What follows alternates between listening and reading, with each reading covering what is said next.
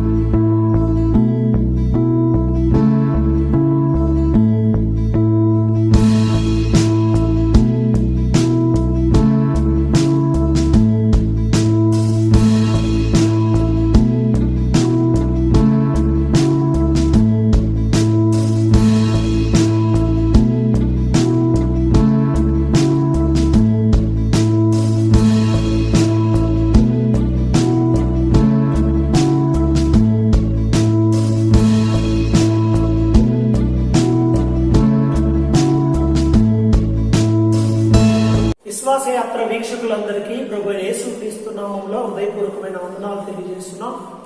ఈరోజు పల్నాడు ప్రాంతం మాచర్ల నియోజకవర్గంలో సమర్పణ ప్రార్థనా మందిరంలో మనం ఉన్నాం. పాస్టర్ షడ్రక్ గారితో మనం ఉన్నాం. ఆయన జీవితంలో ప్రభు చేసిన కార్యాలు ఏమిటి, ఆయన ఎలా రక్షించబడ్డాడు, పరిచర్యలో ప్రభు ఆయన పక్షాన జరిగించినటువంటి ఆత్మ సంబంధమైన విషయాల గురించి ఆయనతో మాట్లాడి తెలుసుకుందాం. పాస్టర్ గారు వందనాలండి. మొదటగా మీరు ప్రభు యేసుక్రీస్తుని విశ్వసించక ముందు ఎలా ఉండేవారు, మీ బ్యాక్గ్రౌండ్ ఏంటో చెప్తారా? మాది ఉమ్మడివరం, ఎర్రగొండపాలెం దగ్గర ఉమ్మడివరం గ్రామము. హిందూ సాంప్రదాయంలో విగ్రహారాధనలో భయంకరమైనటువంటి విధిలో నేను జీవించాను. మా తల్లిదండ్రులు కూడా విగ్రహారాధనలోనే ఉన్నారు. మరి ఆ విధంగా నేను నా జీవితం చిన్నప్పటి నుంచి కూడా అలా జీవించి దానిలో కొనసాగుతున్నాను. అయితే నాకు 25 సంవత్సరాలు వచ్చేంత వరకు కూడా నేను ఆ విధంగానే జీవిస్తూ ఉన్నాను. చిన్నప్పటి నుంచి కూడా నాకు చదువుకోవాలనేటటువంటి మనసు ఉండేది. మా నాన్నగారు బాగు పేదరికంలో ఉన్నటువంటి కుటుంబం మా కుటుంబము. తినటానికి కూడా మరి ఆహారం లేనటువంటి పరిస్థితుల్లో నా చిన్నతనంలో ఉన్నటువంటి పరిస్థితులు ఉండేవి. అటువంటి స్థితిలో మా నాన్నగారు కుటుంబాన్ని, మేము 8 మంది పిల్లలు, ఆయన పోషించడానికి కూడా మరి ఆ రోజుల్లో ఆయన చేసే పని, మా పని మేదర పని, చాలా ఆలస్యము ఆయన పని. కుటుంబాన్ని పోషించడానికి కూడా మరి పరిస్థితులు చాలా తారుమారుగా ఉండేవి. అటువంటి పరిస్థితుల్లో నాకైతే చదువుకోవాలనే మనసు చిన్నప్పటి నుంచి కూడా చదువుకోవాలనేటటువంటి తలంపులు ఉండేవి. బడికి వెళ్తాను అంటే మా నాన్నగారు ఒప్పుకోలేదు. ఒక పలక తేవడానికి కూడా ఆయన స్తోమత లేనటువంటి పరిస్థితులు. అలాంటప్పుడు పెద్ద రాయి ఒకటి బాగా 2 అంగుళాల మందం కలిగినటువంటి రాయిగా నెత్తిని పెట్టుకొని నేను స్కూల్కి వెళ్ళేవాడిని. అదే పలక, నాకు పలక, రాయి పలక నెత్తిని పెట్టుకొని బడికి వెళ్ళేవాడిని. మరి రోజు 5-6 అక్షరాలు నేర్చుకునేవాడిని. ఆ చిన్నతనంలోనే నేర్చుకునేవాడిని.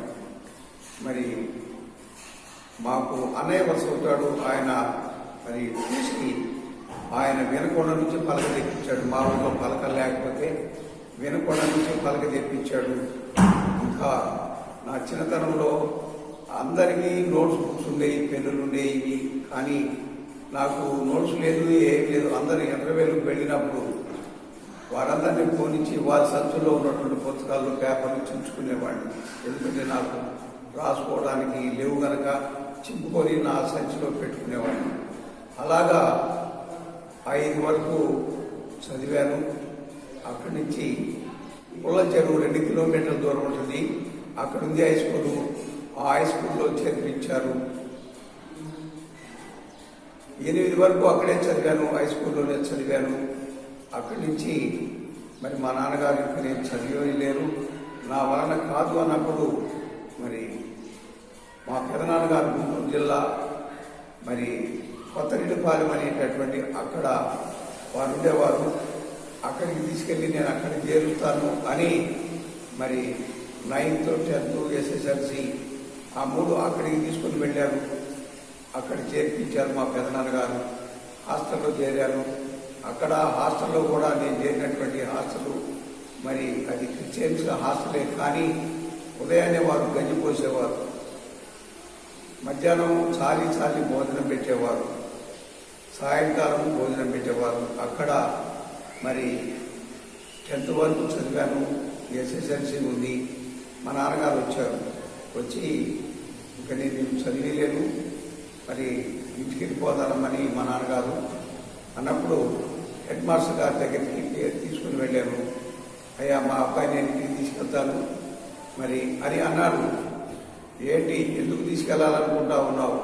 మీ అబ్బాయి మంచి మరి చదువుకునేవాడిని, ఎందుకు నువ్వు మధ్యలో మరి ఆ అబ్బాయిని ఆపేయాలనుకుంటున్నావు అని అడిగినప్పుడు, నా వల్ల కాదండి, నేను చదివించలేను, అందుకని తీసుకెళ్తాను అని అన్నాడు.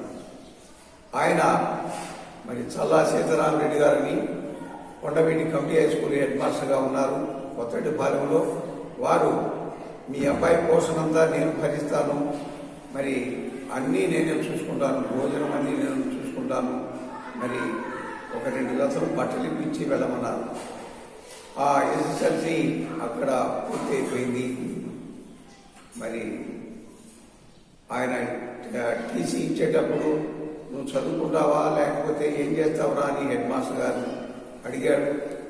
నేనేం చేశానంటే, ఆ రోజుల్లో మరి ఇంకా చదువుకోలేనండి, ఏదైనా జాబ్లో పెట్టండి అంటే వారు పెట్టేటటువంటి మంచి కెపాసిటీ కలిగినటువంటి వారు హెడ్ మాస్టర్ గారు.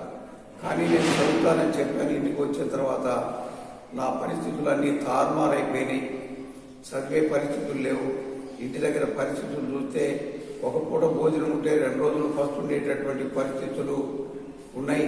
మా తమ్ముళ్ళు, చెల్లెళ్ళు అందరూ కూడా చిన్న వయసులో ఉన్నారు. అప్పుడు నేను ఒక నిర్ణయం చేసుకున్నాను, చదువు ప్రాముఖ్యం కాదు కానీ వీరిని పోషించడం ప్రాముఖ్యమని తీర్మానం చేసుకున్నాను. మా మేదర పని నాకు అప్పటి వరకు తెలియదు, కానీ ఆ పని నేర్చుకున్నాను. రాత్రి బౌళ్ళు కష్టించి పనిచేసి మరి బాగా వారిని పోషించి పెద్దవారిని చేశాను. మరి అది వరకు భోజనం లేకుండా ఇబ్బంది పడేటటువంటి పరిస్థితుల్లో ఉన్నటువంటి మా కుటుంబము ఒకరికి పెట్టేటటువంటి స్తోమత కలిగినటువంటి కుటుంబంగా అలాగా నేను మా పని బాగా కష్టపడి రాత్రి బౌళ్ళు కష్టపడి మా తమ్ముళ్ళను కూడా మరి తీసుకొని వారిని కూడా మంచి ప్రయోజకులుగా చేశాను. అయితే నా వివాహము మరి సాగరు నేను చేసుకున్నటువంటిది మాకు దగ్గర సంబంధమే. వివాహమైంది. కానీ ఆమె మంచి ఉన్నతమైనటువంటి స్థితిలో ఉన్నటువంటి ఆమె కనుక కష్టాలేంటో నాకు తెలుసు, కానీ ఆమెకు తెలియదు. అందుకని నా వివాహం కావడంతోనే నేను మరి ఇంకా మరలా మా ఊరు వెళ్ళలేదు, ఇక్కడే ఉండిపోయాను. దేవుని నమ్మకం మీరు బాగా విగ్రహారాధన చేయడం, పిల్లలు కూడా ఖచ్చితంగా చేయాలని చెప్పడం, చేయకపోతే వాళ్ళని కూడా శిక్షించడం, అవి చేస్తూ బైబిల్లో కూడా చెప్పేశారంట కదా, అంత అవసరం ఏమొచ్చింది? యేసు ప్రభు అంటే నాకు అంత వ్యతిరేకం, నేను అసలు ఒప్పుకునేవాడిని. ఆయన మూర్ఖ స్వభావంలో నా దేవుడు వీళ్ళు, ఆయన ఎవరికో క్రిస్టియన్స్ దేవుడు అనేటటువంటి ఆ మూర్ఖ స్వభావంలో బైబిల్ కింద పడేశాను. నాకొద్దు, ఆయన నాకొద్దు అనేటటువంటి కోపం. మరి అప్పటి వరకు నేను విగ్రహారాధనలోనే ఉన్నాను. కానీ ఇక్కడికి వచ్చిన తర్వాత బట్టల మూట వ్యాపారం చేస్తే నా కుటుంబాన్ని పోషించుకోగలను అనేటటువంటి ఒక నిశ్చయిత కలిగినటువంటి వాడినై, నా దగ్గర 700 రూపాయలు ఉన్నాయి. ఆ రోజుల్లో 700 రూపాయలు పెట్టి చీరాలు వెళ్ళి మరి బట్టలు తీసుకుని వచ్చాను. 2 మనుషులు పోయలేని బట్టలు వచ్చినాయి. ఆ బట్టలు మరి అమ్మటానికి మరి పల్లెటూళ్ళ వెంట వెళ్ళాను. ఈ విధంగా నా కుటుంబాన్ని పోషణ చేసుకుంటూ ఉన్నాను. అయితే నాలో ఒకే ఒక చెడు అలవాటు ఉండేది. చిన్నప్పటి నుంచి నా స్కూల్ మానుకొని ఇంటికి వచ్చే దగ్గర నుంచి కూడా బీడీ, చుట్టా, సిగరెట్ ఈ అలవాటు ఉండేటటువంటివి. ఇంకా ఏ చెడు లేదు, కానీ అది పొగ త్రాగేటటువంటి అలవాటే ఉండేది. అయితే వివాహం అయినప్పుడు నా భార్య నన్ను అడిగింది, నీకేదైనా చెడు అలవాటు ఉందా అని అడిగినప్పుడు నాకు ఒకే ఒక చెడు అలవాటు ఉంది అని చెప్పాను. ఏంటి ఆ చెడు అలవాటు అంటే, బీడీలు, చుట్టా ఇవి త్రాగే అలవాటు ఉంది అని చెప్పారు. అయితే నాకు ఆ పొగంటే గిట్టదండి, దయచేసి మీరు ఆ అలవాటు మానుకోండి అని చెప్పాను. మానుకుంటానన్నాను, కానీ మానుకోలేకపోయాను. నా వలన కావట్లేదు. ప్రతిరోజు పల్లెటూళ్ళ వెంట వ్యాపారం నిమిత్తం వెళ్ళేవాడిని. ఉదయం 5 గంటలకు 6 గంటలకు వెళ్ళేవాడిని, సాయంత్రం 6ంటికి వచ్చేవాడిని. నాకు సైకిల్ తొక్కడం రాదు. నడిచే సుమారు రోజులు నా నడక 40 కిలోమీటర్లు సుమారు నడిచేవాడిని. ప్రతిరోజు 40 కిలోమీటర్లు నడిచేవాడిని. 40 కిలోల బరువు భుజాన్ని పెట్టుకొని ఇంటికి వస్తేనే ఆ బరువు దిగిపోయినట్టు. ఈ పగలంతా కూడా ఆ బరువు మోయటమే. ఇలాగా 27 సంవత్సరాలు ఆ విధంగా బట్టల మూట వ్యాపారం చేశాను. నేను చెప్పే అబద్ధం మీద నిజమని నమ్మించేటటువంటి అబద్ధాలు చెప్పేవాడిని. నేను అబద్ధం చెప్పేది అబద్ధమే, కానీ ఎవరితో మాట్లాడినా ఇది అన్న మనకు నిజమే చెప్తా ఉన్నాడు కానీ అబద్ధం చెప్పట్లేదు అన్నట్లుగా అబద్ధంలో అంత ఆరితేరిన వ్యక్తిగా నేను అయిపోయాను. అప్పటి నుంచి ఇంట్లో అబద్ధమే, ఎవరితో మాట్లాడిన అబద్ధమే, తల్లిదండ్రులతో మాట్లాడిన అబద్ధమే, భార్యతో మాట్లాడిన అబద్ధమే, ఎవరితో మాట్లాడిన అబద్ధమే. కానీ నిజం అనేది ఎవరికి చెప్పదు. నిజం లేదు నాలో అసలు. అబద్ధమే. నోరు తెరిస్తే అన్ని అబద్ధపు మాటలే, కానీ అది నమ్మేటటువంటి నిజంగా ఉండేటటువంటి అబద్ధాలని. ఈ విధంగా నా జీవితం 27 సంవత్సరాలు మరి ప్రతిరోజు 5 గంటలు సిగరెట్లు, కట్ట బీడీలు, ప్యాకెట్ చుట్టలు త్రాగేవాడిని. కానీ ఎక్కడ త్రాగేవాడిని? ఇంటి దగ్గర అసలు త్రాగదు. నేను వ్యాపార నిమిత్తం ఉదయం వెళ్ళేటప్పుడే మరి మనకి వచ్చేంత వరకు కూడా త్రాగేవాడిని. కానీ ఇంటికి వచ్చేటప్పుడు ఆ స్మెల్ రాకుండా, వాసన రాకుండా మరి తులసాకో ఒక్క సోరో ఏదో మరి నవిలి ఆ వాసనను కప్పెట్టుకొని ఏ అలవాటు లేనటువంటి వ్యక్తిగా చలామణి అయ్యేవాడిని. 27 సంవత్సరాలు ఆ రీతిగా త్రాగాను. కానీ త్రాగి త్రాగి త్రాగి ఊపిరితిత్తులు చెడిపోయినాయి, ప్రక్క చెవులు దెబ్బతిన్నాయి. ఈ విధంగా తగ్గుతా ఉన్నాను. ఒకరోజు బట్టలు ఉతికేటప్పుడు నా జేబులో పొగాకు సిగరెట్ సోరా పట్టుకుంది. అదేంటో ఆమెకు అర్థం కాలేదు. పక్కన ఉన్నటువంటి ఆమెని పిలిస్తే, అమ్మాయి ఇదేంటో చూడమ్మా, బాబాయ్ జేబులో ఇది ఉంది అని ఆమెతో చెప్పినప్పుడు అది సిగరెట్ పొడి పిల్లి అని చెప్పింది ఆమె. అప్పటి వరకు మా ఆవిడకి తెలియదు ఆ విషయం.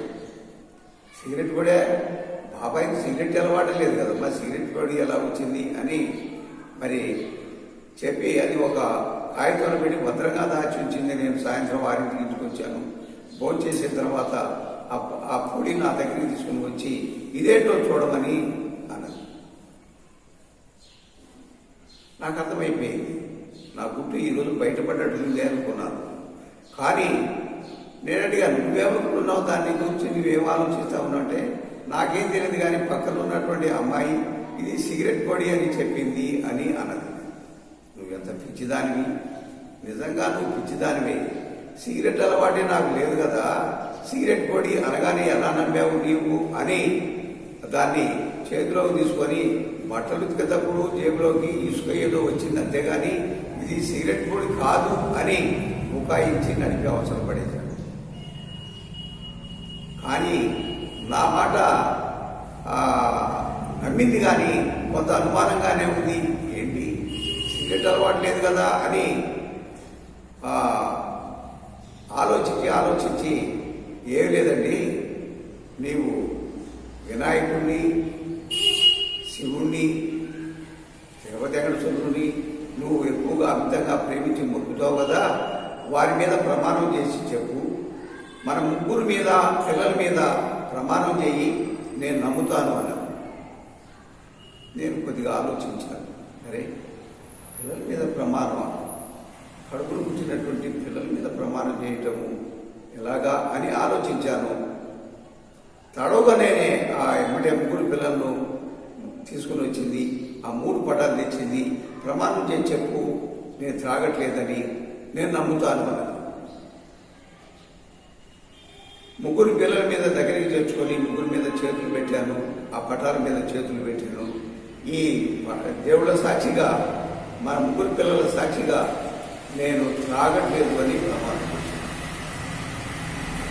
అప్పుడు నమ్మిందండి, నా భార్య నమ్మింది. కన్నబిడ్డల మీద ఏ తండ్రి ప్రమాణం చేస్తాడు? కసాయి తండ్రి అయినా ప్రమాణం చేయడు కదా, నేనే అనుమానిస్తా ఉన్నానేమో అని ఆ రోజు నుంచి నా భార్య అడగటం మానుకుంది. కానీ నేను ఇంట్లో త్రాగట్లేదు, కానీ బయటే త్రాగుతూ ఉన్నాను. తాగి నా ఆరోగ్యం పూర్తిగా క్షీణించిపోయింది.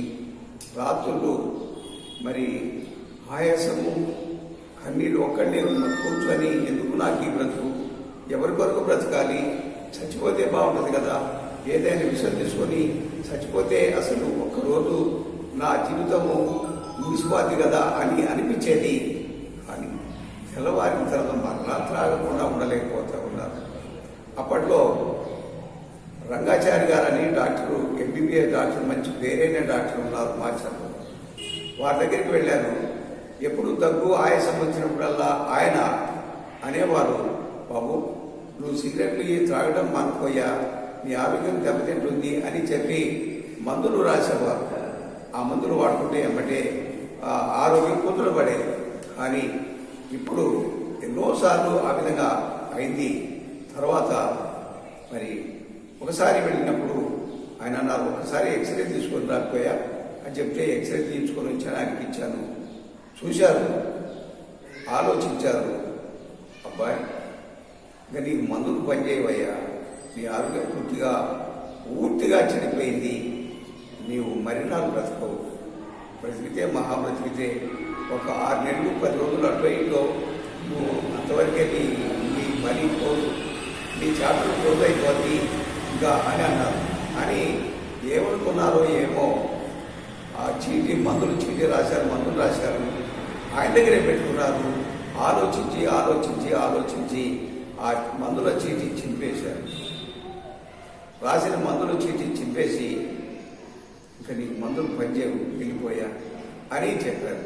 నేనంటా ఉన్నాను, బతిలాడుతూ ఉన్నాను ఆ డాక్టర్ గారు, సార్ ఒక్కసారి రాయండి సార్, నా పరిస్థితి బాగలేదు సార్, ఈ ఒక్కసారి రాయమంటా ఉన్నాను. ఆయన సీరియస్ అయిపోయాడు. అరే నీకు మందులు పనిచేయమని చెప్పారు కదా, ఎందుకు నన్ను బతిలాడుతూ ఉన్నావు అని చెప్పారు. అయినా సరే బతిలాడుతూ ఉన్నాను. ఆ హాస్పిటల్లో ఉన్నటువంటి కాంపౌండర్లు ఇద్దరు పిలిచారు. ఈ అబ్బాయిని గేట్ అవతల వదిలిపెట్టి లోపలికి రాకుండా గేట్ వేయమన్నారు. కాళ్ళు పట్టుకున్నారు, డాక్టర్ గారి కాళ్ళు. అయినా వారి మనసు కరగలేదు. ఇద్దరు కాంపౌండర్లు వచ్చారు. నన్ను గట్టిగా బలవంతాన ఇద్దరు కాంపౌండర్లు బయటికి తీసుకుని వెళ్ళి లోపలికి రాకుండా గేట్ వేసేసారు. నాకు అర్థం కాలేదు. యేసు ప్రభుని నేను అసలు ఒప్పుకునేవాడిని కాదు. యేసు ప్రభుకు నాకు పూర్తిగా డాడీ అసలు ఇష్టం లేదు కాదు. ఆయన ఎవరో వేరే దేవుడు, మన దేవుడు వేరు అనేటటువంటి మూర్ఖ స్వభావంలో ఉన్నటువంటి వాడిని. కానీ నేను విగ్రహారాధికుని కనుక దేవుళ్లకు ముడుపులు కట్టారు. ఈ చెడు అలవాటు నుంచి విడుదల పొందితే మీ దగ్గరికి వస్తానని ముడుపులు కట్టారు. ఆ ముడుపులు 3 సంవత్సరాల నుంచి ఆ ముడుపులు అంతే ఉన్నాయి. కానీ ఆ రోజు ఎందుకో నా మనసు పరిపరి విధాలుగా శంకిస్తూ ఉంది. అప్పుడు యేసయ్య, నిజంగా దేవుడు అయితే ఇదిగో ఈ చెడ్డలు వాటి నుంచి నన్ను విడుదల చేయి. డాక్టర్ అయితే కార్యాలు కాడికి ఎక్కువ బ్రతకమని చెప్పాడు. ప్రభువా, నన్ను బ్రతికించు, నేను నీకు సాక్షిగా ఉంటాను. ఇంకా నేను ఏ విగ్రహం వైపు నేను మనసు పెట్టను అని ఈ 3 మాటలే అనుకున్నాను. కరెక్ట్గా 3 రోజుల్లో ఆ సిగరెట్ తాగాలనే మనసు తీసేశాడు దేవుడు. 27 సంవత్సరాల నుంచి మారుకోలేనటువంటి దొరలవాటు 3 రోజుల్లో నాంచి దూరం చేశాడు. అది వరకు రాత్రి నిద్ర ఉండేది కాదు. అందరు నిద్రపోతా ఉంటే నేను రాత్రి దగ్గి తెల్లవారులు దగ్గి ప్రక్కన నొప్పులు వచ్చేట్టుగా తగ్గేవాడిని. కానీ ప్రశాంతంగా తెల్లవారినాక అసలు నిద్రపోతా ఉన్నాను. ఆయాసం లేదు, దగ్గు లేదు, ఏమి లేదు. మందులు ఏమి వేసుకోవట్లేదు. మందులు కూడా రాయలేదు కదా డాక్టర్ గారు. మందు లేదు, యేసయ్యే మందు. నన్ను ముట్టాడు, బాగు చేశాడు. రోజు నా ఆరోగ్యము క్షీణించిపోయినటువంటి ఆరోగ్యం కాస్త మెరుగైపోయింది. దేవుడు మంచి ఆరోగ్యం ఇచ్చాడు. నేను యేసు ప్రభువును నమ్ముకోవడానికి ముఖ్యమైనటువంటి కారణము ఆ దురలవాటు నుంచి నన్ను దూరపరిచిన నా ప్రభువే నన్ను ఈరోజు నేను బ్రతుకున్నాను అంటే ఆయన కృపవల్లే నేను బ్రతుకున్నాను. ఎప్పుడో 35 సంవత్సరాల క్రితమే నేను చచ్చిపోవాల్సినటువంటి వాడిని. సంపూర్ణంగా యేసు ప్రభువును నమ్ముకున్నాను. నేను నమ్ముకున్న తర్వాత నా భార్య కూడా మరి ఆమె నమ్ముకుంది. అయితే నా కాడికి ముందే మారు మనసు అయింది. ఎప్పుడో మా భార్యకు నన్ను గురించి దర్శనం వచ్చింది. ఎప్పుడు మేము విగ్రహారాధనలో ఉన్నప్పుడే దర్శనం వచ్చింది. ఆమెకి ఏమర్థం కానీ మేము ఎందుకు విగ్రహారాధకులు కనుక ఆమెకి ఏమర్థం కాలేదు. నేను గొల్లవాని వలె తల కూడా చుట్టుకొని దుడ్డుగా భుజాన పెట్టుకొని 100 గొర్రెలు కాస్తున్నట్టుగా మరి ఆమెకు దర్శనం వచ్చింది. ఏంటి దర్శనం అని చర్చికి పెట్టేటటువంటి వారిని ఆమె అడిగింది. కానీ మరి వారికి ఆ దర్శన భావం ఏమిటో తెలియదు. మీకు మంచి దర్శనం వచ్చింది అని అంతవరకే, ఆ మాట వరకే అనేవారు. కానీ దీని భావం ఎవరు చెప్పగలరు? కనుక మరి దేవుడి యొక్క ప్రణాళిక నెరవేరేటటువంటి సమయం వచ్చింది. మేము చర్చికి వెళ్తా ఉన్నాం, ఇద్దరు చర్చికి వెళ్తా ఉన్నాం. కానీ మా ఇంట్లోకి ఆర్టీసీ సిఐ గారని విఠలరావు గారు అనేటటువంటి సిఐ గారు, ఆయన పెద్ద ఆఫీసర్. ఆ రోజుల్లోనే 93, 92లో మరి వారు ఇల్లు అద్దెకిల్లు కావాలనేటటువంటి హౌస్ వచ్చి మా అన్నయ్య గారు ఒక ఆయన టైపిస్ట్గా పనిచేస్తూ ఉన్నాడు ఆర్టీసీలో. ఆయన పరిచయం అయితే సంవత్సరం నాకు ఒక ఇల్లు కావాలయ్యా అద్దెకి, అది అన్యుల ఇల్లు వద్దు, ఎవరైనా సరే ప్రార్థనకు వెళ్ళేటటువంటి వారి ఇల్లు అయితే నేను ఉంటాను అని మా అన్నయ్యతో చెప్పినప్పుడు మా అన్నయ్య ఆలోచించి మా తమ్ముడు గారి ఇల్లు ఒక గది ఖాళీ ఉందండి, మరి చూడండి మా వాళ్ళు మరి ప్రార్థనలు వెళ్తారు, మరి మీకు నచ్చితే ఉండు కాదని తీసుకొచ్చారు. మా వెనక గది ఖాళీగానే ఉంది. ఆ గది చూశారు, దానికి ఏ వసతులు లేవు. అంత పెద్ద ఆఫీసరు, దానికి బాత్రూము మరి ల్యాబరేటరీ అవేమి లేవు. కానీ ఆ గదిలో ఉండటానికి ఆయన నిశ్చయించుకున్నారు. ఉన్నారు. ఆ ముందు ఆయన ఒక నెల రోజులు ఉన్నారు. తర్వాత ఆయన భార్య బిడ్డలను తీసుకొని ఎక్కడి నుంచి ఆదిలాబాద్ జిల్లా నుంచి మన మాచర్లకు దేవుడు వారిని తీసుకుని వచ్చారు. ఎందుకు తీసుకొచ్చారంటే ఒక ఉద్దేశము వారి పట్ల, నా పట్ల వారికి దేవుడికి ఉంది కనుక వారిని ఇక్కడికి తీసుకొని వచ్చారు, మా ఇంట్లో గదికి తీసుకొని వచ్చారు. మరి ఆయన వచ్చిన తర్వాత ఆయన భార్య రత్నమ్మ గారిని మంచి ప్రార్థన పరురాలు, అంత మంచి ప్రార్థనాత్మతో నింపబడినటువంటి ఆమె మరి బస్ స్టాండ్లో దిగి ఆటోలో రిక్షాలో వస్తూ ఇదేంటి ఇంత భయంకరమైనటువంటి బండల మాచర్లో తీసుకొచ్చాడు ప్రభు, ఎందుకు తీసుకొచ్చాడు అని ఆ వచ్చిన రోజే ఆమె ఫాస్టింగ్ ఉండి ప్రార్థన చేసుకొని, ప్రభా ఎందుకు తీసుకొని వచ్చావు ఈ మాచర్ల 4 జిల్లాలు దాటి 5వ జిల్లాలో మరి ఇక్కడికి ఎందుకు తీసుకొచ్చావు ప్రభు అని ఆమె పడుకుంటే ఆమెకు దర్శనంలో ఒక చేపలు పట్టేటటువంటి వల, ఆ వలలో 2 చిన్న చేప పిల్లలు చూపించాడు దేవుడు. ఇందుకొరకే మిమ్మల్ని ఇక్కడ తీసుకొచ్చాను అన్నాడు. ఆ 2 చేపలు ఎవరు అంటే నేను, నా భార్య, మేమిద్దరిని. మమ్మలను వారిని దేవుడు లోతైనటువంటి భక్తిలోనికి నడిపించడానికి వారిని మా ఇంట్లోనే తీసుకుని వచ్చారు. మాకు తెలియదు. చర్చికి వెళ్తా ఉన్నాము, హిందూ సంబంధమైనటువంటి పండగలు వచ్చినప్పుడు పండగలు ఆచరిస్తూ ఉన్నాము. అవి ఆచరించకూడదు అనే సంగతి మాకైతే తెలియదు. కానీ వారు వచ్చిన తర్వాత మరి వారిద్దరే, భార్యాభర్త ఇద్దరే ఆరాధన జరుపుకుంటున్నటువంటి సమయంలో మేము ఇంకా వెళ్ళేటటువంటి చర్చికి మానుకున్నాము.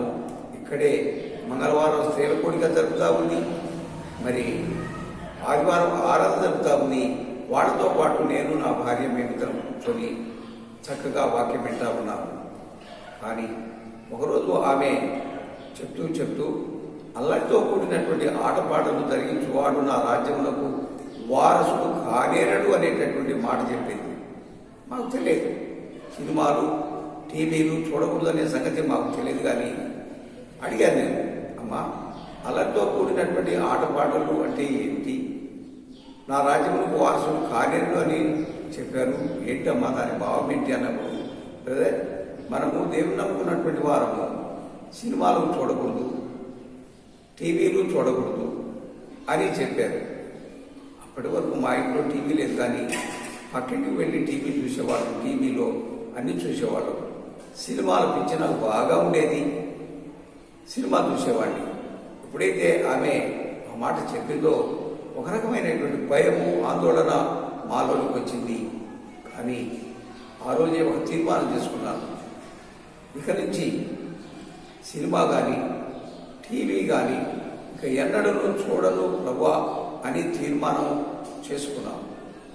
అప్పటి నుంచి ఇప్పటి వరకు సినిమా కానీ, సినిమా పాటలు కానీ, టీవీ కానీ మేము ఎన్నడూ ఇంతవరకు చూడలేదు. ఒక్కొక్కటి మేము ఏమి అయితే జరిగిస్తూ ఉన్నామో అన్యాచారంగా ఒక్కొక్కటి మరి ఆమె చెప్తున్నటువంటి సమయంలో భయం వచ్చి అన్నీ తీసేసుకున్నాం. అయితే వారిని నడిపించినటువంటి దైవజనుడు పి ముఖర్జీ గారు అని ఆయన వారిని నడిపించారు. వారి నిమిత్తమై మాచర్ల వారు వచ్చారు, వారి కొరకు వచ్చారు, వారింటికి వచ్చారు. మాకు తెలియదు. మా ఇంట్లో ముఖద్వారంలోనే పెద్ద బూడిద గుమ్మడికాయ, మొక్క ములిచిన కొబ్బరికాయ, బేతాళుడు బొమ్మ, ఇవన్నీ ఆడగట్టున్నాయి. అంతకుముందు మేము అంతకుముందు వెళ్ళే చర్చికి వారు మా ఇంట్లో ప్రార్థన పెట్టారు, కానీ ఇవన్నీ తీసివేయాలని కూడా వారు చెప్పలేదు. వాటి కింద నుంచే వచ్చారు, లోపలికి వచ్చారు, ఇంట్లోకి వచ్చారు. వారు తీసివేయాలని చెప్పలేదు. కానీ వారింటికి వచ్చినటువంటి ఆ ముఖర్జీ గారు మరి మా ఇంటి దగ్గరికి వెళ్దాం రండి, ఈయన ఇంటి వారిని పరిచయం చేశాడు విఠలరావు గారు. వారు వచ్చారు, రోడ్డు మీద నిలబడి చూశారు. ఇంటి ముందు అవి ఏలాడుతూ ఉన్నాయి. అవి ముందు తీసేస్తేనే కానీ నేను మీ వరండాలోనికి రాను అన్నాడు. నేను ఎవరికి భయపడేవాడిని కాదు, ఎవరి మాటను లక్ష్య పెట్టేటటువంటి మనసు నాకు లేదు. కానీ ఆ దైవజనుడు ఎప్పుడైతే ఆ 3 తీసేయాలని చెప్పాడో నాకు తెలియకుండా వెంటనే లోబడ్డాను, తీసివేయడానికి ఇష్టపడ్డాను.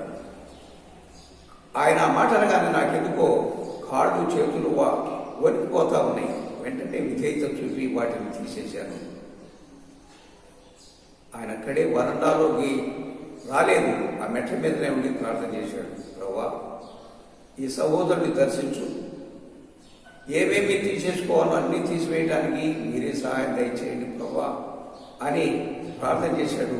వెళుతూ వెళుతూ ఆయన ఒక మాట అన్నారు, అయ్యా వచ్చే 1 తారీఖు నేను మరలా మాచర్ల వస్తాను, ఈలోపు దేవుడు నిన్ను సంప్రదిస్తాడు, నువ్వు ప్రార్థన చేసుకో, దేవుడు నీతోనే మాట్లాడుతూ ఉంటాడు, దినదినము మాట్లాడుతూ ఉంటాడు, ప్రార్థన చేసుకోమని చెప్పి ప్రార్థన చేసి వెళ్ళిపోయాడు.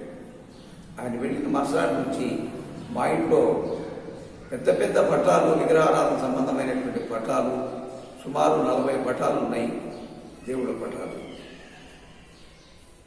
నాకెందుకో వాటన్నిటినీ తీసివేయాలనే మనసు వస్తూ ఉంది. అవన్నీ ముందు పెట్టుకున్నాను.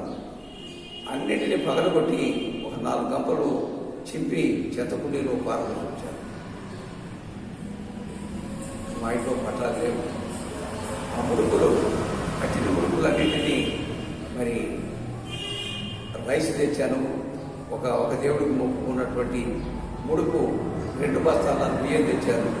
ఇంకొక దేవతకు మొక్కినటువంటి ముక్కు మరి చిల్లర సరుకులు తెచ్చారు. ఇంకొక గంట తెచ్చి పెట్టాను. ఆ గంట ఆయనకు ఒక 50 రూపాయలు తక్కువ, గంట ఆయనకి ఇచ్చేశాను. ఆయన కరెక్ట్గా 1 తారీఖు రోజు హైదరాబాదు బస్టాండ్లో ఉన్నాడు. వారు మర్చిపోయారు మాచర్ల రావాలన్న సంగతి. వరదలు వెళ్ళడానికి బస్సు ఎక్కుతా ఉంటే దేవుని ఆత్మ వారిని సంధిస్తా ఉంది, మాచర్ల వెళ్ళు అని. వెంటనే విజేత చూపి మాచర్ల బస్ ఎక్కి సాయంత్రం 4 గంటల కల్లా ఆయన మాచర్ల వచ్చేశారు. నేను పాస్టర్ నుండి ప్రార్థన చేసుకుంటా ఉన్నాను. రాగానే కాళ్ళు కొట్టుకున్నాడు, టీ తాగాడు, ఒక చాపు తీసుకొని పైకి డాబా మీదకి రమ్మన్నాడు. వెళ్ళాను. నా నెత్తిని చేయబెట్టి ప్రార్థన చేశారు. అప్పటి వరకు నేను అనుకుంటా ఉన్నాను, నేను చాలా మంచివాడిని, ఈ మేడలో ఫలానా బట్టల మేయ కనుకోవాలంటే చాలా మంచి వ్యక్తి, ఆయన అనేటటువంటి పేరు ఉంది, నేను అంతే అనుకుంటా ఉన్నాను. నేను ఒకరికి అన్యాయం చేసేవాడిని కాదు, ఒకరిని నేను ఆదుకునేవాడిని అని అనుకుంటా ఉన్నాను. కానీ నేను మంచివాడిని అనుకున్నాను. కానీ నేను మంచివాడిని కాదు అని నాకు ఎప్పుడు అర్థమైందంటే, వారు నా నెత్తిని చేయబెట్టి ప్రార్థన చేసిన ఒక 10 నిమిషాలకు దేవుడు నా అంతరంగాన్ని చూపి తెరిచాడు. నా కన్నుల ముందు సినిమా రీలు వలె నాకు జ్ఞాపకం వచ్చిన దగ్గర నుంచి నేను ఏ పాపాలు చేశానో అవన్నీ నా కన్నుల ముందు కనబడతా ఉన్నాయి. ఒక్కొక్కటి భయంకరమైనటువంటి పాప జీవితం జీవించినటువంటి జీవితము. ఆ చిన్న వయసులోనే ఎంతో పెద్ద దొంగను నేను. ఎన్నో చేయకూడనటువంటి అపవిత్రమైనటువంటి పనులు చేసినవన్నీ జ్ఞాపక శక్తి వచ్చినప్పటి నుంచి అవన్నీ నా కన్నుల ముందు కనబడతా ఉన్నాయి. సేవకునికి అన్నీ చెప్పుకుంటా ఉన్నాను. ప్రతిదీ అది ఎంత ఘోరమైనటువంటి పాపమైనా సరే సేవకులకు చెప్పుకుంటా ఉన్నాను. చెప్పుకోలేనటువంటి పాపాలు చేశాను. అన్ని సేవకుల ముందు సాయంత్రం 4 గంటలకు వెళ్ళినటువంటి నేను రాత్రి 11:30 అయింది. ఒప్పుకున్నాను. దేవుడు అన్నీ చూపించాడు. ఒప్పుకున్నాను. ఒక్కొక్కటి నాలో నుంచి బయటకు వస్తా ఉన్నప్పుడు చెప్పుకుంటా ఉన్నప్పుడు నా ఉదయం అంతా తేలికైపోతా ఉంది. 11:30 అయింది.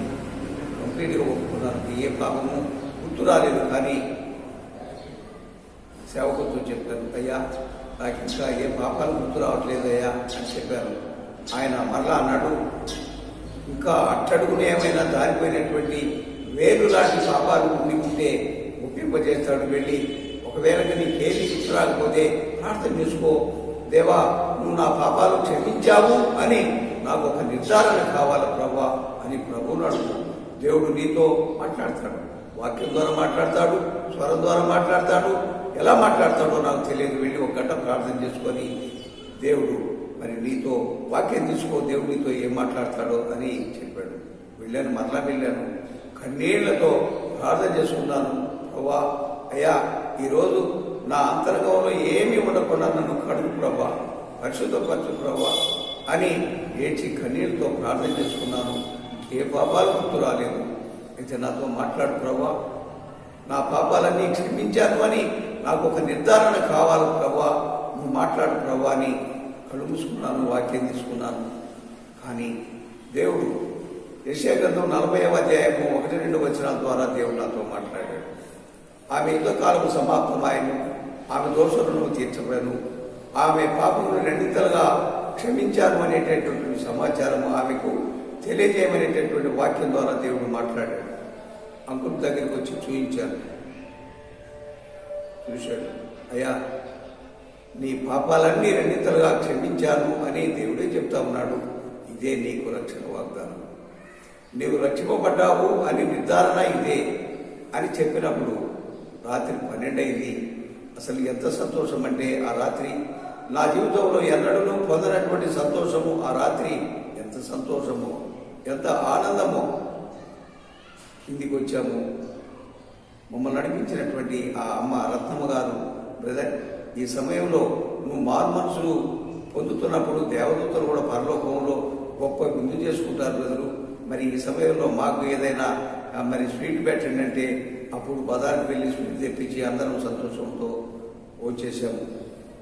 ప్రియమైన వారులారా, 1995 సంవత్సరం మే 15వ తేదీ భీమవరంలో మీటింగ్లు జరుగుతూ ఉన్నాయి. ఆ మీటింగ్కు నేను నా భార్య వెళ్ళాము. అక్కడే మేమిద్దరం బాప్తిసం తీసుకున్నాం. ఇంకొక విషయం, ప్రాముఖ్యమైనటువంటి విషయం ఏంటంటే మా పెళ్లి రోజు కూడా 1975 సంవత్సరం మే 15వ రోజు మా పెళ్ళైనటువంటి రోజు. మేము బాప్తిసం తీసుకున్నటువంటి రోజు కూడా అదే పేరు. దైవజనులు ప్రార్థన చేశారు, మీటింగ్లు అయిపోయినాయి, బాప్తిసం తీసుకున్నాం. అది వరకు నా పేరు వెంకటేశ్వర్లు. దేవునిలో బాప్తిసం తీసుకున్న తర్వాత నా పేరు షడ్రగ్గా మార్చారు దైవజనులు. మరి ఆయన మరి మీటింగ్లు అయిపోయినాయి, బయలుదేరిపోతున్నటువంటి సమయంలో ఆయన ఒక మాట చెప్పారు. అయ్యా, మీరు ఈ మీటింగుల్లో ఎంతో మేలు పొందారు, ఆశీర్వాదాలు తీసుకుని వెళ్తా ఉన్నారు. సైతానుడు మీ వెంటే వస్తాడు, జాగ్రత్తగా మెలకుగా ఉండి వెళ్ళమని సేవకులు చెప్పారు. సరే, ఆ మాట జాగ్రత్తగా మనం వెళ్ళాలని రైల్వే స్టేషన్కి వచ్చాము. రైలు ఎక్కడానికి వస్తున్నటువంటి సమయంలో మరి భోజనం చేసి వెళితే బాగుంటుంది, మనకి ఎక్కడ భోజనం దొరకదు కదా, హోటల్కి వెళ్ళి భోజనం చేసి వెళదామని చెప్పినప్పుడు మరి నా భార్య అన్నారు, నాకు ఆకలి కావట్లేదు, నువ్వు మరి మా ఏమంటే 3వ అబ్బాయి మురళి కూడా వచ్చాడు. అగస్టిన్గా పిలువబడుతున్నటువంటి చిన్నవాడప్పుడు ఆ వయసు అంతా 8 సంవత్సరాల వయసు ఉంది. నేను మీరిద్దరు పోయి వచ్చేసి ఒకరోజు మాకు ఏదైనా టిఫిన్ కట్టించుకున్నామని చెప్పింది. సరే, బాగానే ఉంది. పెద్ద హోటల్కి వెళ్ళాము, భోజనం చేసేద్దామని నేను మా అబ్బాయి ఇద్దరం కూర్చున్నాము. కానీ భోజనం పెట్టారు, బాగానే ఉంది. అందరికీ భోజనం పెడతా ఉన్నారు, కూరలు వేస్తూ ఉన్నారు, అన్నీ ఇస్తూ ఉన్నారు. మాకు మాత్రము ఎప్పుడో 5-6 రోజుల కింద వండినటువంటి బెండకాయ పులుసు, చెరుకు కప్పు పెట్టారు, ఇంకేం పెట్టలేదు. పప్పు, రకరకాల కూరలు అందరికీ వేస్తూ ఉన్నారు, మాకు కూడా వేస్తారేమోనని చూస్తూ ఉన్నాను. కానీ వేయట్లేదు, మాకు ఇద్దరికి వేయట్లేదు. ఏంటయ్యా కూరలు ఏంటంటే, మీకు ఏ కూర లేదండి, తింటే ఆ కూరతో తినండి, లేకపోతే లేచి వెళ్ళిపోండి అన్నాడు సప్లై.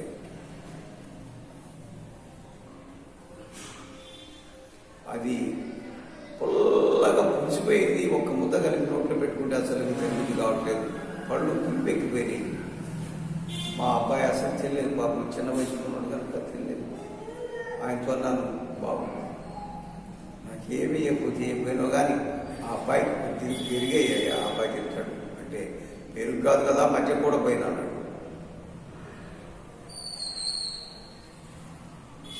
ఆ ఓనర్ దగ్గరికి వచ్చాము, డబ్బులు చెల్లించడానికి. ఓనర్ దగ్గరికి వచ్చి, అయ్యా మా ఆకలి తీరలేదయ్యా, మా ఆకలి తీరలేదు బాబు అని డబ్బులు ఇస్తే ఆయన అన్నాడు, ఆ ఓనరు, అరే వీడిని తన్ని ఆ గదిలో పడేయండి, వీడి అమ్మమ్మోడు ఎవడు అడ్డం వచ్చాడో తర్వాత చూద్దామన్నాడు నన్ను ఓనర్ గారు. మీకు దండం పెడతాయా, నన్ను తన్నుద్దయ్యా, కొట్టొద్దయ్యా, మీ డబ్బులు మీరు తీసుకోండి అయ్యా, భోజనం చేయకపోతే మళ్ళీ అయ్యా మీ డబ్బులు తీసుకోండి అని 2 చేతులు జోడించి దండం పెట్టారు. వారి మీద తిరగబడగలరు, ఎదిరించగలను. కానీ దైవజనుడు చెప్పిన మాట నా చెవులో మార్పు రగుతా ఉంది. సాధారణుడు మీ వెంటే వస్తాడు, మీరు తీసుకుని వెళ్తున్నటువంటి ఆశీర్వాదాన్ని మీ కడదాకా ఉండనివ్వడం, జాగ్రత్తగా ప్రార్థనతో మెలకుగా ఉండి వెళ్ళమని చెప్పినటువంటి మాట నా చెవులో గింగిరమంటా ఉన్నాయి.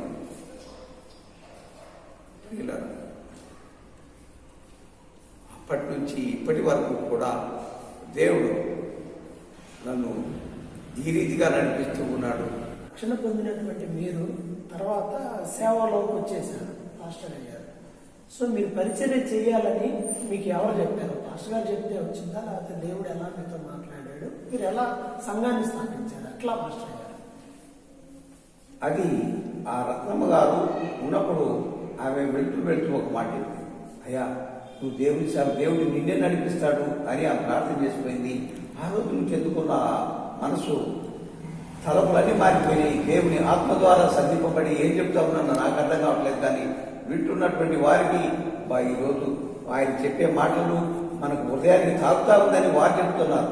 కనుక దాన్ని బట్టి దేవుడే నన్ను నడిపిస్తా ఉన్నాడు అనేటువంటి గ్రహింపు నాకు వచ్చేసి ఆశ్చర్యకరంగా నేనేం బైబిల్ ట్రైనింగ్ చేయలేదు. కానీ దేవుడే ప్రతి ఆదివారం నన్ను బలపరిచి రాత్రంతా శనివారం ఫాస్టింగ్ ఉండి ప్రభా రేపు మీరే నాలో నుండి మీరు మాట్లాడండి ప్రభా అని ప్రార్థన చేసుకొని ఉన్నప్పుడు దేవుడి మాట్లాడుతూ ఉన్నాడు. ప్రియమైన వారు, ఈ రీతిగా దేవుడు మా ఫస్ట్ లైన్లో మా ఇంట్లో 10 సంవత్సరాలు అక్కడ సేవ జరిగింది.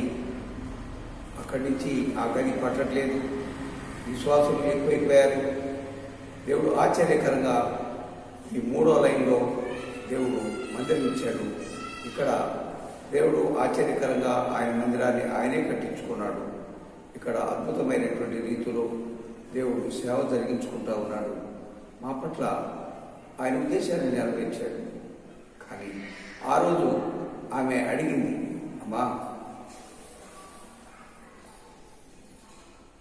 చేపలు పట్టేటటువంటి వల ఆయన దుడ్డుగర్ర భుజాన్ని పెట్టుకొని గొర్రెలు కాశాడు ఇలాగ వచ్చిందమ్మని అమ్మతో చెబుతామన్నది, అమ్మా మీ వారు దేవుని సేవ చేస్తారమ్మా, దేవుని పని చేస్తారు అని చాలామందికి మీ ఆయన వాక్యం చెప్తారమ్మా, ఇది మీకు వచ్చినటువంటి దర్శనం అని రత్నమ్మ గారు చెప్పినప్పుడు సంతోషంతో మా ఆవిడ నా దగ్గరికి వచ్చి ఆనందం పట్టలేనటువంటి ఆనందంతో వచ్చి నువ్వు దేవుని సేవ చేస్తావంట, బైబిల్లో నుంచి అనేక మందికి దేవుని వాక్యం చెప్తావంట, దేవుడు నేను అలా వాడుకుంటాడంట అని సంతోషంతో నా దగ్గరకు వచ్చి చెప్పినప్పుడు నేను చేయాల్సిందేంది? సంతోషించాలి కదా, నేను కూడా ఆనందించాలి కదా. కోపగించుకున్నాను. నేను దేవుని సేవ చేయటమా? ఇది కలలో కూడా జరిగినటువంటి పని. ఆ యోగ్యత కూడా ఇస్తాడా దేవుడు నాకు అని సీరియస్ అయ్యాను నా భార్యని. అప్పటి వరకు సంతోషంతో ఉన్నటువంటి ముఖం కాస్త దుఃఖకరంగా మారిపోయింది. కన్నీళ్ళు తిరుగుతూ ఉన్నాయి మా ఆవిడ కళ్ళల్లో నుంచి. కానీ దేవుని ఉద్దేశము ఈ రీతిగా నన్ను నడిపిస్తాడు అనే సంగతి నాకు తెలియదు. ఇలా దేవుడు వాడుకుంటాడు అనే సంగతి నాకు తెలియదు. నిజంగా ఆయన్ని నేను త్రోసివేశాను, కానీ ఆయన నన్ను త్రోసివేయలేదు, ఆయన నన్ను నెట్టివేయలేదు. నీ కొరకే దినమంతా నా చేతులు చాపుతున్నాను, అవిధేయులైనటువంటి వారి వైపు దినమంతా నా చేతులు చాపుతున్నాను అన్న ఆ ప్రేమ కలిగినటువంటి దేవుడు నన్ను మర్చిపోతే నేను ఎప్పుడూ ఈ లోకాన్ని విడిచిపెట్టి వెళ్ళిపోయేవాడిని. కానీ నా ప్రభు నన్ను ప్రేమించి లోకంలో నుంచి నన్ను పిలుచుకొని ఆయన పని కొరకు ఏర్పాటు చేసుకున్నాడు. ఆయన పని జరిగించడానికి ఇంత గొప్ప ప్రణాళిక దేవుడికి నా పట్ల ఉంది. మీరు పరిచర్య ప్రారంభించిన తర్వాత సహజంగా పరిచర్య అంటే మూలపంపుగా ఉంది, ముళ్ళబాట అంటా ఉంటారు. మీరు పరిచర్యలోకి వచ్చిన తర్వాత మీరు బాగా బాధపడిన సందర్భాలు, ఫస్ట్ మీ కుటుంబీకులు ఫస్ట్లో మిమ్మల్ని ఎలా ట్రీట్ చేసేవాళ్ళు? మీరు ఒక్కళ్ళే డైవర్ట్ అయ్యారు, కన్వర్ట్ అయ్యారు. అప్పుడు మీ ఫ్యామిలీ వాళ్ళు మిమ్మల్ని ఎలా రిసీవ్ చేసుకున్నారు? మా వాళ్ళందరూ మాకు వ్యతిరేకమైపోయారు, పూర్తిగా యాడ్ అయిపోయారు. మా బంధువులందరూ కూడా యాడ్ అయిపోయారు. చుట్టూ ఉన్నటువంటి వారు కూడా, స్నేహితులు అనబడినటువంటి వారు కూడా పూర్తిగా యాడ్ అయిపోయారు. నన్ను చూసినా, నా భార్యను చూసినా తుపక్కెను ఊసి వీడు మాది కూడా అయిపోయాడేంట్రా అని మమ్మల్ని వ్యతిరేకించి మా ముందే కళ్ళ ముందే దూషణ మాటలు, భయంకరమైనటువంటి బూతు మాటలు కూడా మాట్లాడినటువంటి దినాలు ఉన్నాయి. ఒకటి ఇంకొక బలమైనటువంటి సాక్ష్యం ఏంటంటే, ఒకరోజు ఆదివారం ఆరాధన అయిపోయింది, సంగతులందరూ వెళ్ళిపోయారు. మధ్యాహ్నం 2 గంటల సమయంలో ఆ ఇంట్లో నుంచి రోడ్డు మీదకి వచ్చాను అంతే. మా ఇంటి పక్క ఇదివరకు స్నేహంగా ఉన్నటువంటి ఒక కండక్టర్ నడు రోడ్డు మీద నన్ను పట్టుకున్నాడు, చొక్కా పట్టుకున్నాడు. తిట్లు తిట్టకుండా 2 గంటల నుంచి 5 గంటల వరకు చొక్కా వేయడం లేదు, తిడతానే ఉన్నాడు. నా చొక్కా వేయడం కూడా తిడతా ఉన్నాడు నడు రోడ్డు మీద. ఈ పేటలో ఉన్నటువంటి పెద్దవాళ్ళందరూ చాలా మంది వచ్చారు. ఆయన అనేటటువంటి మాటలకు వాళ్ళకు బాధ అనిపిస్తూ ఉంది. నా భార్య చర్చిలో ప్రార్థన చేస్తూ ఉంది, ప్రభా మా ఆయన నోరు మూసేయి, ఆయన నోటి నుంచి ఒక్క మాట కూడా రాని ప్రభా అని ప్రార్థన చేస్తూ ఉంది. అందరూ కోపగించుకుంటూ ఉన్నారు. మా రెండో తమ్ముడు అనిల్ వాళ్ళ నాన్న గొడవలు తీసుకొని వచ్చాడు. మా అన్నను నువ్వు తిడతావా అని గొడవలు తీసుకుని వచ్చాడు. వాడిని వెళ్ళిపోయి ఇక్కడ నువ్వు 1 నిమిషం కూడా ఉండవద్దని పంపించారు. నా పెద్ద కుమారుడు వాళ్ళ అమ్మను తిడతా ఉంటే ఆ మాటలు విన్నాడు. నా దగ్గరికి వచ్చాడు, నాన్నగారు నువ్వు బ్రతికుండి మా అమ్మను అంతంత బుద్ధు మాటలు అంటా ఉంటే మౌనంగా ఉండాలి, ఎందుకు అలా ఉండిపోయావు? నీ ఇంట్లో ఒక క్షణం కూడా ఉండను, వెళ్ళిపోతాను, బట్టలు తెచ్చుకొని మరలా నీ కంటి కాళ్ళ కూడా వెళ్ళిపోతాను అని అన్నాడు. కానీ వెళ్ళిపో అని నా కొడుకును కూడా పంపించేసింది. 5 గంటల దాకా చొక్కా వదలలేదు. 5 గంటలప్పుడు వాళ్ళ అన్నగారు వచ్చి చొక్కా ఇడిపించి నన్ను పంపించేశారు. అయ్యా మా తమ్ముడు పక్షంగా నేను నీకు క్షమాపణ చెప్తా ఉన్నాను అని వాళ్ళ అన్నగారు చెప్పారు. కానీ 6 గంటలు ఆ ప్రాంతంలో అతడు ఆ సిగరెట్ కొట్టు దగ్గరికి వెళ్ళి సిగరెట్ కొనుక్కోవడానికి వస్తే ఆ కొట్టు ఆయన అన్నాడంట, అయ్యా ఆయన్ని అంత ముందు మాటలు మాట్లాడావు, అదే మేము నేనైతే మిమ్మల్ని అక్కడే కూత తీసుకుంటూ పెట్టేవాళ్ళము అన్నారట. ఆయన అంటా ఉన్నాడు, నేను ఇంటా ఉన్నాను,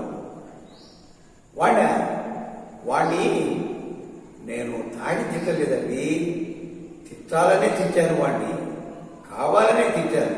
వాడెవడు హిందువుడయింది కానీ దేవుడిని వాడు మరి ప్రార్థన చేయడం ఏంటి అని తిట్టాలని తిట్టాను అని అన్నాడు. ఇలాంటివి ఎన్నో సంఘటనలు నా జీవితంలో ఎదురైనప్పటికీ కూడా నా ప్రభువుని నేను వదిలిపెట్టలేదు. ఆయనకు నాకు ఉన్నటువంటి ఆ గొప్ప అనుభూతి, ఆయనలో నేను సంపూర్ణంగా ఇంత గొప్ప దేవుని ఇప్పటి వరకు నేను తెలుసుకోలేకపోయాను. ఇక నుండి నా జీవితాంతము నా ప్రభువుకే నా జీవితము సమర్పించుకొని ఆయన కొరకే జీవిస్తాను అనేటటువంటి గొప్ప నిశ్చయిత నేను చేసుకున్నాను. ప్రభు పరిచర్యలోకి వచ్చిన తర్వాత ఇంతకుముందంటే మీరు బండ్ల వ్యాపారం చేస్తూ ఉన్నారు, మరి ఆర్థికంగా మన ఇబ్బందులు ఎదుర్కొన్నాను. ఎన్నో ఇబ్బందులు, ఇన్ని అని చెప్పలేదు. అది వరకు ఏ ఇబ్బంది లేదు. కానీ ప్రభులోకి వచ్చిన తర్వాత భోజనం లేనటువంటి పరిస్థితులు ఎన్నో వచ్చేసింది. కానీ మేము ఎవరిని సంగతులను కానీ ఎవరిని కానీ ఇంట్లో ఇబ్బందిగా ఉండేది కానీ మరి ఏమీ చెప్పలేదు. నేను సేవలోనికి వచ్చే ముందు ప్రభువుని అడిగాను, ప్రభా నన్ను సంపూర్ణంగా నా వ్యాపారం మానుకోమని సేవకులమంటా ఉన్నావు, మాకు చాలా ఖర్చు ఉంది, ఈ పోషణ ఇదంతా ఎలా ప్రభా అని 3 రోజులు నేను ఫాస్టింగ్ ఉండి ప్రార్థన చేసుకొని ఏకాంతంగా పైకి వెళ్ళి ప్రార్థన చేసుకొని మరి 3వ రోజు దేవుడు నన్ను తెల్లవారుజామున బయటికి రమ్మన్నాడు. ఆ గుడారం నుండి బయటికి రమ్మన్నాడు. తెల్లవారుజామున 4:30, 5 ప్రాంతం బయటకు వచ్చాను. పైకి చూడు అన్నాడు. పైకి చూశాను. ఆ సమయంలో చల్లని పక్షులు పేర్లు పడ ఆకాశంలో వెళ్ళిపోతూ ఉన్నాయి. దేవుడు అన్నాడు, వాటిని ఎవరు పోషిస్తా ఉన్నారు అన్నాడు. ఆకాశంలో వెళ్ళే పక్షులను ఎవరు పోషిస్తా ఉన్నారు అన్నాడు. మీరే కదా ప్రభువా, ఆకాశ పక్షులను పోషించే దేవుడను నా పని చేస్తున్నటువంటి నిన్ను నేను పోషించనా అన్నాడు. మిమ్మల్ని ఎలా వాడుకుంటుందని ఆలోచించండి. మరణం వరకు నిన్ను నేను నడిపిస్తాను అని మాత్రం నా పనిలో బలంగా వాడుతాను. సంఘం ప్రారంభించిన తర్వాత సంఘంలో దేవుడు చేసినటువంటి అద్భుత కార్యాలు కొన్ని ఎలాంటి కార్యాలు నిర్వహించాడు? ఎందుకంటే ప్రతి సంఘం నిలబడాలంటే కొన్ని అద్భుత కార్యాలు జరగాలి. ఎలాంటి కార్యాలు నిర్వహించాడు? కొన్ని చెప్పండి. ఈ సేవలో వచ్చిన తర్వాత మాకు మందిరం లేదు. ఆశ్చర్యకరంగా దేవుని యొక్క ప్రణాళిక చొప్పున ఇక్కడికి వచ్చింది. ఇక్కడ ఈ స్థలము మేము తీసుకుంటామని కూడా ఆయనకి డబ్బులు లేవు కూడా. ఒక ఆయన ఇది 7 సెంట్ల పాతిక ఈ చర్చి స్థలం. ఆయనే అన్నాడు, అయ్యా సెంటు 3,000 లెక్కన 7 సెంట్లు 7 3 21 అయింది. మరి 3,000 దేవుడికి ఇవ్వాలనుకుంటా ఉన్నాను. నా మనసు ఎందుకు ప్రేరేపణ కలిగిస్తా ఉంది. 3,000 తీసేసి 18,000 ఇవ్వమన్నాడు. నా దగ్గర డబ్బులు లేవు. 5 రూపాయలు ఉన్నాయి. ప్రభా, వారితో మీరే మాట్లాడండి, మీరే ఏం చేస్తారో మీరు మాట్లాడండి చెప్పారు. జేబులో నుంచి 5 రూపాయలు తీసి ఆయన చేతిలో పెట్టారు. ఒక్కటే ప్రార్థన చేసుకుని అడిగాను, అయ్యా చెన్నయ్య గారు, ఒక్కసారి 18,000 ఇవ్వాలంటే మా దగ్గర ఇవ్వండి అన్నాను. దేవుడు ఆశ్చర్యకరంగా ఆయన అన్నాడు, అయ్యా నువ్వు 100 రూపాయలు ఇచ్చినా తీసుకుంటా, 50 రూపాయలు ఇచ్చినా తీసుకుంటా, నేను వచ్చి నీ దగ్గరికి వచ్చి డబ్బులు ఇవ్వమని ఎప్పుడూ బలవంతం చేయను. ఇదిగో 500 రూపాయలు ఉన్నాయి, వచ్చి తీసుకుని వెళ్ళు అని నువ్వు కబురు పెడితే నీ దగ్గరికి వస్తాను, కానీ నేరుగా నేను వచ్చి నిన్ను డబ్బులు ఇబ్బంది పెట్టను అన్నాడు ఆయన. అద్భుతమైనటువంటి కార్యం. ఎప్పుడు తీరిపోయిందో ఆ 18,000 రూపాయల బాకీ ఎప్పుడో తీరిపోయింది.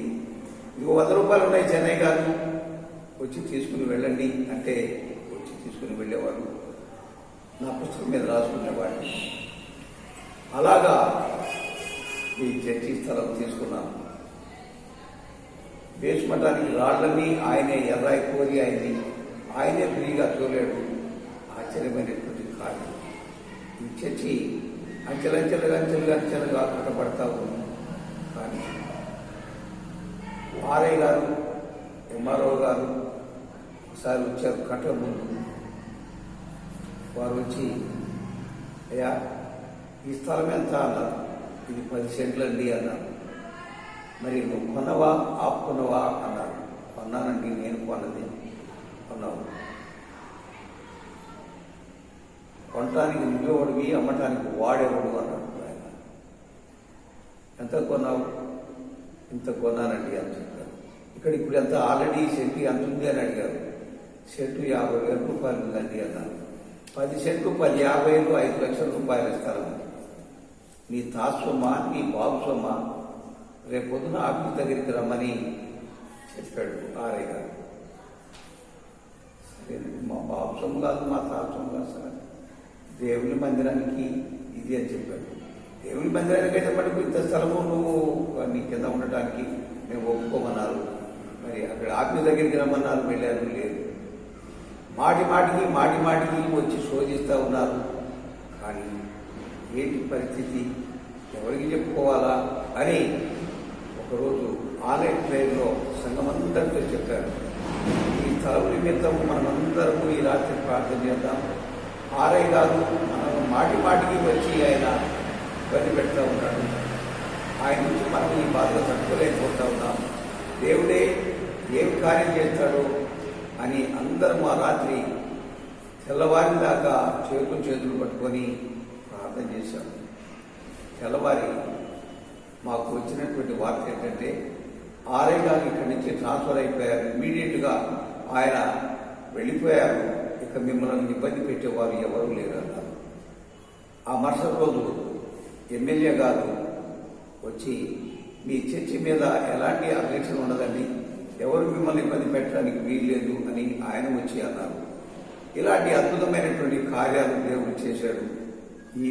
ఈ చర్చి మేము డబ్బులుండి కట్టలేదండి.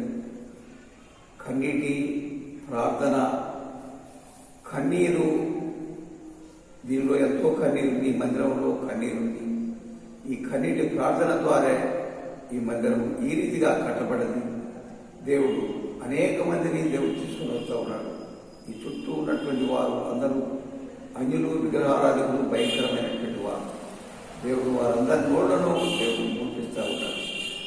ఈ రీతిగా ఇక్కడ ఆయన మహిమార్థమై ఇక్కడ కార్యక్రమంలో నా పిల్లలు అందరూ మారారు, మా తల్లిదండ్రులు మారారు, మా తమ్ముళ్ళు మారారు. కానీ నా కుమారుడు, పెద్ద కుమారుడు ఒక్కడే ఇంకా దేవునికి దూరస్తులుగా ఉన్నాడు, మారలేదు. ప్రార్థన, దేవుడు నమ్ముకున్నటువంటి మీరందరూ కూడా నా కుమారుని కొరకు ప్రార్థన చేయండి. మా భార్యాభర్తల ఆశయాలు ఏంటి అంటే, ఏదో మా పిల్లలు ఉద్యోగం చేయాలనేటటువంటి తలంపులు, ఆలోచనలు మాకు ఎన్నడూ లేవు. కానీ మా పిల్లలు దేవుని సేవలో వాడబడాలని, దేవుని పని కొరకే వారు ఏర్పరచబడాలని, దేవుని పనిలోనే వారి జీవితాలు ముగింపబడాలనేటటువంటి ఆశ కలిగినటువంటి వారంగా మేమున్నాము. దేవుడు మా ఆశను తప్పకుండా నెరవేరుస్తాడు, తీరుస్తాడు. మా పిల్లలు, మా కుటుంబము అంతా దేవుని పనిలో వాడబడాలని మా కొరకు, మా పరిచర్య కొరకు ప్రార్థన చేస్తారని ఆశిస్తూ ఈ సాక్ష్యాన్ని ముగిస్తూ ఉన్నాను. మీ అందరికీ నా హృదయపూర్వకమైన వందనాలు. ఈ దేవుడు రానున్న రోజుల్లో మిమ్మల్ని ఇంకా బలంగా వాడుకోవాలని, మీ ముగ్గురు పిల్లలు సంపూర్ణంగా ప్రభు పరిచర్యలో ఆయన నామానికి భయంకరంగా ఉండాలని మేము తప్పకుండా ప్రార్థన చేస్తాం. మా అందరికీ ఈ విషయాలన్నీ తెలియజేసినందుకు మీకు హృదయపూర్వకమైన వందనాలు. విన్నారు కదా, ఒకప్పుడు ప్రభు యేసుక్రీస్తుని అతి ఘోరముగా ద్వేషించి బైబిల్ సైతం చింపేసినటువంటి వ్యక్తిని దేవుడు తన మహోన్నతమైనటువంటి ప్రేమతో మరణం నుండి తప్పించాడు. డాక్టర్లు కూడా బ్రతకడం అసాధ్యమని కనీసం మందులు కూడా రాయని పరిస్థితి. అలాంటి సమయంలో దేవుడు ప్రేమించి పాస్టర్ గారిని తన బిడ్డగా చేసుకున్నాడు. చనిపోవలసినటువంటి వ్యక్తిని బ్రతికించి అనేక మందిని ఆత్మీయంగా బ్రతికించడానికి దేవుడు ఎంతో సహాయం చేస్తున్నారు. రానున్న దినాల్లో ప్రభు ఇంకా వీరిని బలంగా వాడుకోవాలని మీరు కూడా ప్రార్థించండి. మరో కాపరి యొక్క ఆత్మ సంబంధమైనటువంటి బలపరిచే విషయాలతో మరలా కలుద్దాం. విశ్వాసయాత్ర అనే మా ఛానల్ని సబ్స్క్రైబ్ చేయండి. ఇది మీ ఆత్మీయ జీవితానికి ఆశీర్వాదకరంగా ఉంటుందని హృదయపూర్వకంగా కోరుకుంటున్నాను. అందరికీ వందనాలు.